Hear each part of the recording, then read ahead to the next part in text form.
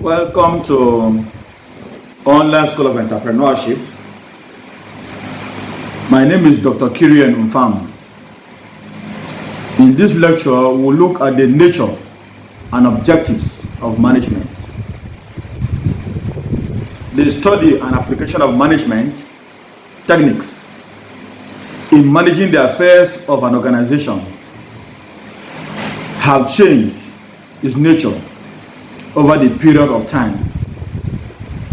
Though management as a practice came long ago, in fact, with the existence of human groups themselves, its impact as a formal body of knowledge have been felt much later, particularly during the last 5 to 6 decades. Various contributions to the field of management have changed its nature. For example, from merely being a practice to also being a science. Similarly, other changes have also occurred. Thus, the nature of management can be described as follows. 1. Management is basically multidisciplinary.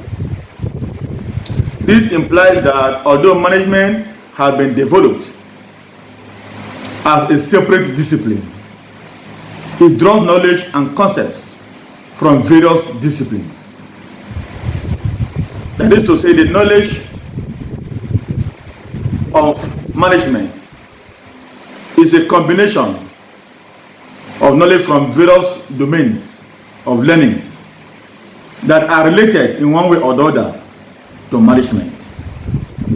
It freely draws ideas and concepts from such disciplines as psychology, sociology, anthropology, economics, ecology, statistics, operational research, history, etc. Management integrates the ideas and concepts taken from these disciplines and presents newer concepts which can be put into practice for managing the affairs of an organization. In fact, the integration of knowledge of various disciplines is the major contribution of management, and this integrated discipline is known as management. Therefore, the contributions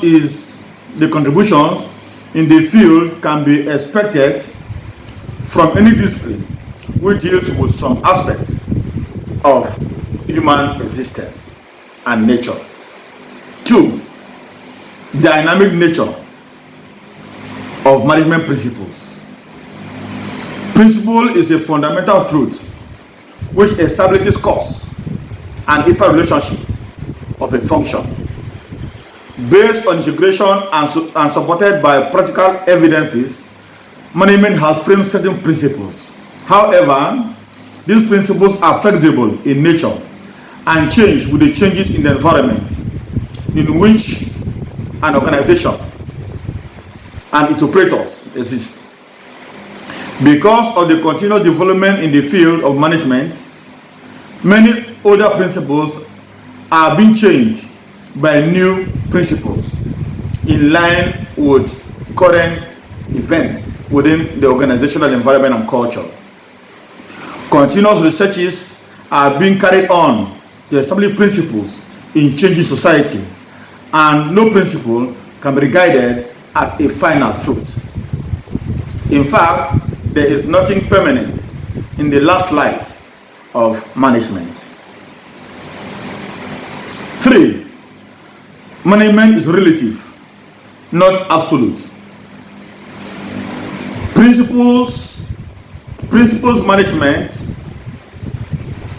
Management principles are relative, not absolute, and they should be applied according to the needs of the organization. Each organization may be different from others. The difference may exist because of time, place, socio-cultural factors, etc. However, individuals working within the same organization may also differ. Thus, a particular management principle has different strengths in different conditions. Therefore, principles of management should be applied in the light of prevailing conditions. Allowance must be made for different changing environment. Therefore, management is relative, not absolute, because it is applicable to situations and organizations in different contexts. 4. Management is a science and art. There is a controversy whether management is science or art. However, management is both science and an art. 5. Management as a profession. Management has been regarded as a profession by many, while many have suggested that it has not achieved the status of a profession. 6. Universality of management. Management is a universal phenomenon. However, management principles are not universally applicable, but are to be modified according to the needs of the situation.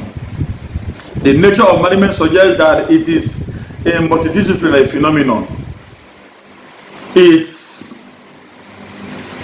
principles are flexible, relative, and not absolute. It is both science and art. It can be taken as a profession, and finally, it is universal. Objectives of management. The broad purposes or objectives of management are as follows. 1. Optimum utilization of resources. The most important objectives of management are to use various resources of the enterprise in a most economic way. The proper use of men, materials, machines, and money will help a business to earn sufficient profits to satisfy various interests. That is, the proprietor or the owner of the organization, customers, employees, and others. All these interests will be served well only when physical resources of the business are properly harnessed and utilized. 2. Growth and development of business.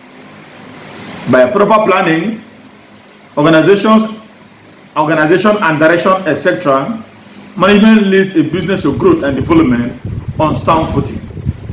It helps in profitable expansion of the business. It provides a sense of security among the employees and employers. 3. Better quality goods and services. The aim of sound management has always been to produce the better quality products at minimum cost, as well as to render quality services with efficient management of resources. Thus, it tries to remove all types of wastage in the business in the course of delivering quality service and rendering effective services. 4. Ensuring regular supply of goods and services. Another objective of management is to ensure the regular supply of goods and services to the people. It checks the artificial scarcity of goods and services in the market. Hence, it keeps the prices of goods and services within permissible limits. 5. Discipline and morale. The management maintains the disciplines and boosts the morale of the individuals by applying the principles of decentralization and delegation of authority. It motivates the employees through monetary and non-monetary incentives.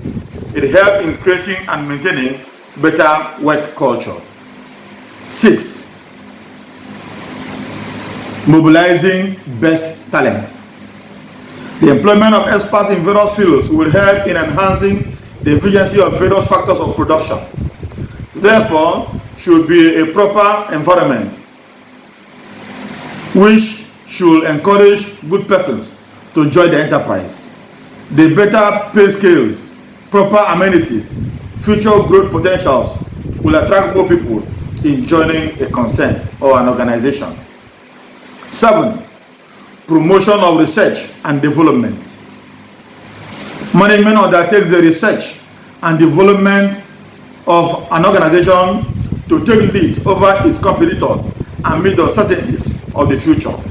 Thus, it provides the benefits of latest research and technology to the society. 8. Minimize the elements of risk. Management involves the function of forecasting. Though the exact future can never be predicted yet on the basis of previous experience and existing circumstances, management can minimize the elements of risk. Management always keeps its ears and eyes to the changing circumstances. 9. Improving performance. Management should aim at improving the performance of each and every factor of production. The environment should be so congenial that workers are able to contribute their maximum to the enterprise. The fixing of objectives or the various factors of production will help them in improving their performance. 10. Planning for future. Another important purpose or objective of management is to prepare a prospective plan. No management should feel satisfied with today's work. Future plans should take into consideration what is to be done next. Future performance will depend upon present planning. So, planning for the future is essential to every organization. Please, you can support our lecture series by 1. Following us on our Facebook page, Online School of Entrepreneurship. 2. Subscribing to our YouTube channel, Entrepreneurship Teacher. And 3. Liking, commenting, and sharing our post. Thank you and see you in our next lecture.